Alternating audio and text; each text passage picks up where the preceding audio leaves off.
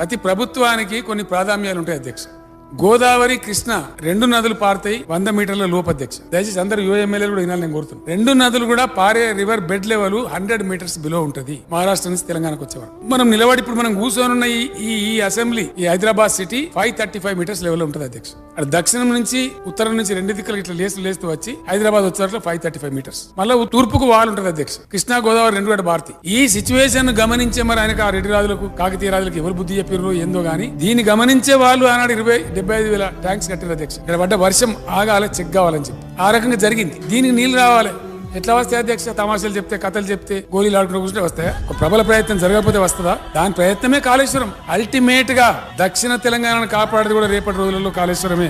మా మిత్రుడు నిరంజన్ రెడ్డి నాతో మాట్లాడుకుంటూ చెప్తాడు, సార్ ఎన్నిటికైనా కృష్ణా దోక జరిగితే కాళేశ్వరం నీళ్లు మాకు రావాలి అని మా మహబూబ్నగర్ ఎమ్మెల్యేలు మా మంత్రులంతా మాట్లాడతారు అధ్యక్ష. తప్పక వస్తుందా? గండిపేటలో గ్రావిటీతో వస్తున్నది. అక్కడి నుంచి చిన్న ఒక్క లిఫ్ట్ పెట్టుకుని మహబూబ్నగర్లో పడుతుంది. మీరంతా రంది పడకుండ్రి. అల్టిమేట్ గా మనం తీసుకుందాం. కొండపోచమ్మ నుంచి మీకు అవకాశం ఉందని చెప్పి వాళ్ళకి పదే నేను చెప్తాను.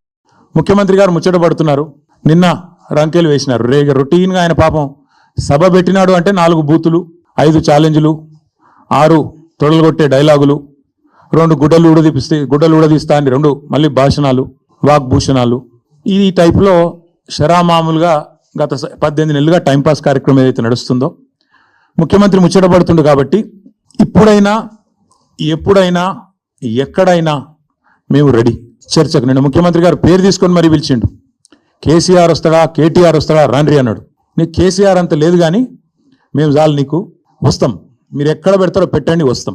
కాకపోతే మేమంటే ఎప్పటికప్పుడు రెడీగా ఉంటాం. ఎందుకంటే ఇలా 10 ఏళ్ళు మునిగి తేలిన వాళ్ళం కాబట్టి మేము ఎప్పుడు రెడీ. కాకపోతే మీకు కొద్దిగా ప్రిపరేషన్ టైం కావాలి, మాకు తెలుసు. ఎందుకంటే మీ మంత్రులు గతంలో కూడా మేము శాసనసభలో మీరు ప్రతిపక్షంలో ఉన్నప్పుడు కూడా చర్చ పెడతామంటే మేము ప్రిపేర్ అయ్యి రాలేదండి అంటారు. ముఖ్యమంత్రి గారు అయితే ఆయనకు తెలుసు మీకు పాపం బూతులు తిట్టడమేమో ఈజీ, చాలా ఈజీ కదా. బూతులు మాట్లాడడము, డైలాగులు కొట్టడం, గుడ్డలు ఉడదీస్తా అనడము, గుడ్డలు ఉడదీస్తేనే ఇందిరమ్మ గొప్పతనం తెలుస్తుంది అనడము, ఇవన్నీ చాలా ఈజీ. మేము రెడీ. నువ్వు అసెంబ్లీలో పెడతావా చర్చ, లేదా అంబేద్కర్ కాడ పెడతావా, కొండారెడ్డి పల్లెలో పెడతావా, చింతమడకలో పెడతావా, కొడంగల్లో పెడతావా, గజ్వేల్లో పెడతావా, ప్లేస్ నీ ఇష్టం, ఎక్కడంటే అక్కడికి వస్తాం. కానీ నువ్వు తప్పించుకపోయే బాబత్ మాకు తెలుసు. నువ్వు గ్యారంటీ ఏం చేస్తావు? ఈయనకి ఏంటంటే అలవాటు, బురద చల్తాడు, అవతల పడతాడు, ఇట్లా చల్తాడు, ఏదో మాట అంటే డైలాగే నేను ఎక్కడన్నా అని మళ్ళీ అవుతాడు. ఆయననే చెప్పిండి నిన్న, కేసీఆర్ వస్తాడా కేటీఆర్ వస్తాడా అన్నాడు. మరి నేను వస్తా అంటున్నా, నీకు దమ్ముంటే రా. లేదంటే ఇంకొక ప్రతిపాదన 8 తారీఖు నాడు, ఇలా 5 తారీఖు, ఎందుకంటే ముఖ్యమంత్రి గారికి ప్రిపేర్ అయ్యేందుకు టైం పడుతుంది. 8 తారీఖు నాడు 11 గంటలకు మేమందరం వస్తాం. సోమాజిగూడ ప్రెస్ క్లబ్ రా, నీకు కుర్చేసి పెడతాం. నీ కార్యకర్తలతో సహా వస్తావా, నీ ఎమ్మెల్యేలతో సహా వస్తావా, వాళ్ళు ఎంత